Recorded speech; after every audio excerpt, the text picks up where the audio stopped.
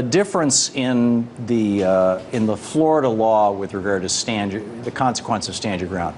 Prior to 2006, jury instructions that were given in a case similar to this would say, and these are the actual instructions, the defendant cannot justify the use of force likely to cause death or great bodily harm unless he used every reasonable means within his power and consistent with his own safety to avoid the danger before resorting to that force. The fact that the defendant was wrongfully attacked cannot justify his use of force likely to cause death or great bodily harm if by retreating he could have avoided the need to use that force. Now that's what the jury instructions used to say. Here, now post stand your ground, which is in 31 states, here's the jury instruction, or a piece of it, that Judge Nelson gave to the jury a couple of days ago. If George Zimmerman was not engaged in an unlawful activity and was attacked in any place where he had a right to be, he had no duty to retreat, and he had the right to stand his ground and meet force with force, including deadly force. And then it goes on from there. So, first of all, I'm curious, Rich, your take on how stand-your-ground laws have changed. We have 31 states now that the Koch brothers and the American Legislative Exchange Council and all these other right-wingers who are pushing these things have gotten these laws in. How are they changing the nature of America and American jurisprudence? Tom, I think it's absolutely horrific. I think that they are putting the law in the hands of vigilantes. And even when Michael Bloomberg says that these stand-your-ground laws encourage a vigilante mentality where people can use deadly force even when their life isn't in direct threat, I think that speaks for itself. And I think that's why we find ourselves in this horrific predicament. And 31 states have this law. And I think the law is biased against Trayvon and the likes of young men of color to begin with. We have stop and frisk, we have racial profiling, and now the stand-in-your-ground laws you're discussing, it's a law that encourages a form of racial paranoia. Yeah, and in the meantime, our Supreme Court is telling us we no longer need even the Voting Rights Act. I mean, this is like totally bizarre. Debbie, I'm curious your take on the impact that the stand-your-ground law and just the whole, not necessarily even that specific law, but just that whole zeitgeist, that whole spirit of the times that has come along with it, affected this trial, and how it might have affected this trial differently than this trial might have played out if George Zimmerman had been black and Trayvon Martin had been white. Exactly. And what I was saying to you earlier, Tom, is I think that jury instructions in any trial are very important. I mean, we really fight over the language and spend hours articulating what we want in the jury instructions. But I think at the end of the day, in this case, honestly, it did not make a difference. I think the jury would have still have come back the same way. And all that the stand your ground jury instructions really did is just give the jury something that they could latch onto, because they could say this, they were given the jury instructions and they went back in the jury room with them, and they could say, see, this is what it says in writing. This is how we do it. This is how we have to find him not guilty. But I think that even if the pre-2006 instructions were there in terms of him being the aggressor, I think this would have been turned out the same way, because this jury basically saw a young black child male as a threat.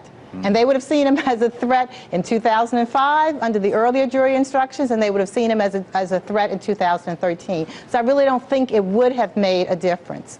Debbie, apropos of that, in my conversation with Joe Madison, I just mentioned this. I do 3 hours of talk radio every day. In fact, you were on my show today. Thank you. And talking with. And I was, we were talking about this for 3 hours today, and I was just asking people, what's your experience been?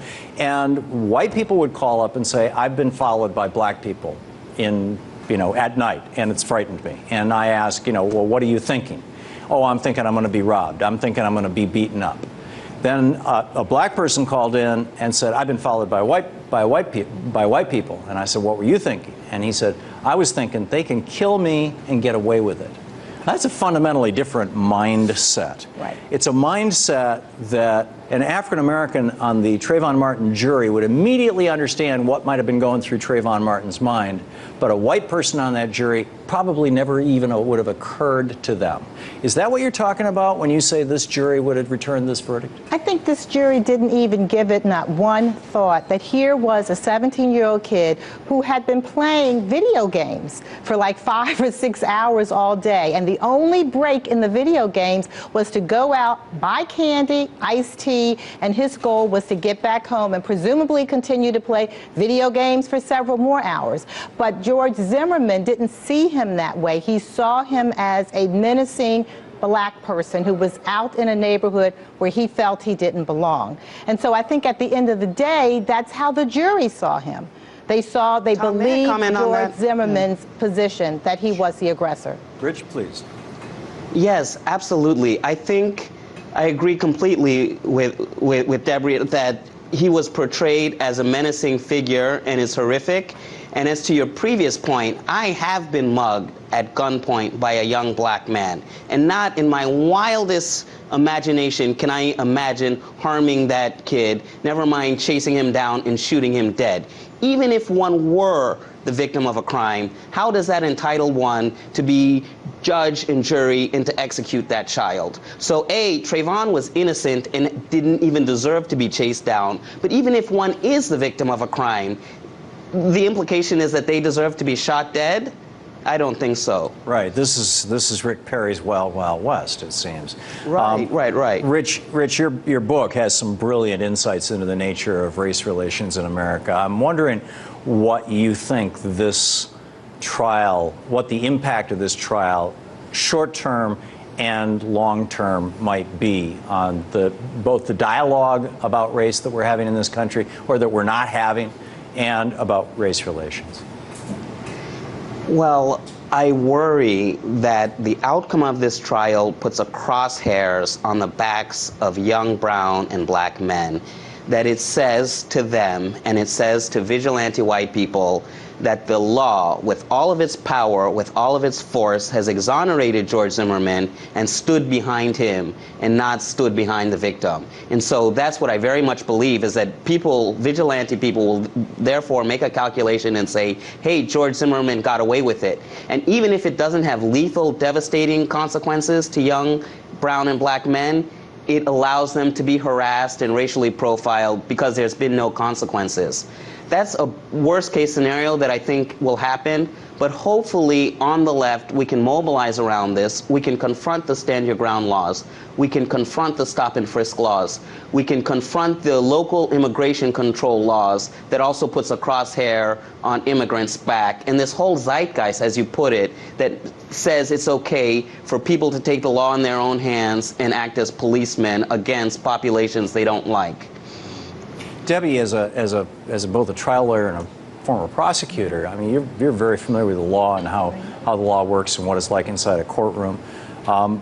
What do you think the fate and future is of American jurisprudence around these kinds of issues? I mean, we've talked about 31 states, stand your ground laws, and I think that's just the tip of the iceberg. Joe Madison was mentioning earlier, 4% of Colorado's population is African American, 100% of their death row population is African American.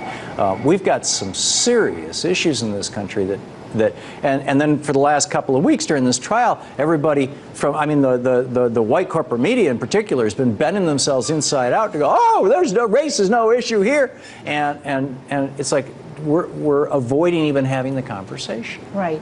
And I think that what your previous guest, Joe Madison, said is what we have to do. We can't make this be just a moment in time. We can't forget about Trayvon Martin 2 weeks from now, that we've got to make this be a movement. And we have to fight against the stand your ground laws just as much as ALAC fought to get the stand your ground laws in those states. And that's what it has to turn out to be.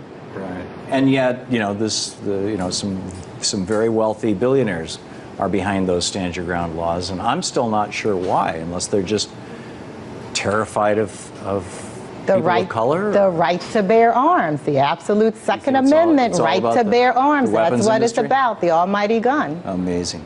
I'm curious your thoughts on Florida's self-defense law, Debbie, that apparently you cannot assert a defense of self-defense if you're the initial aggressor. What's called the initial aggressor is the phrase. And had the defense asserted really strongly that the aggression began at the moment George Zimmerman got out of his car, he might not have been able to use that self-defense as a defense. But the way it broke out was that apparently the beginning of self-defense, or the beginning of the incident, was when the fistfight occurred, assuming that there was one. Well, the piece that you're missing is that George Zimmerman, who had studied the stand your ground law, so he knew how he had to concoct his version. Right. What he said is he was going back to his car at the time that Trayvon Martin came out and ambushed him from behind the bushes. So he has reversed, and no matter what, he's going the correct way. Exactly. And so it like restarted the clock. Exactly. So he knew enough about the law to get him out of the pursuit and the aggressor stage, to say, well, I was just walking back to my car when, lo and behold, I was jumped from behind the bushes by this kid. And that's how he gets behind it. That is slick. Rich, we have just a little less than a minute. Your final thoughts and advice to America right now on where we should be going and what we should be doing. Well, my heart really just goes out to the Martin family, but my thoughts are that good-willed people and thoughtful people all around have to register and vote. I don't believe Trayvon Martin had a jury of his peers, but if black and brown people in Florida register to vote, that makes them eligible as jury members, but it also helps them confront the stand your ground laws that you spoke of. So for us, it's a matter of getting eligible to vote, serving on juries, but at every opportunity confronting these slew of laws and this atmosphere of racial paranoia that allows these vigilantes implicitly and explicitly.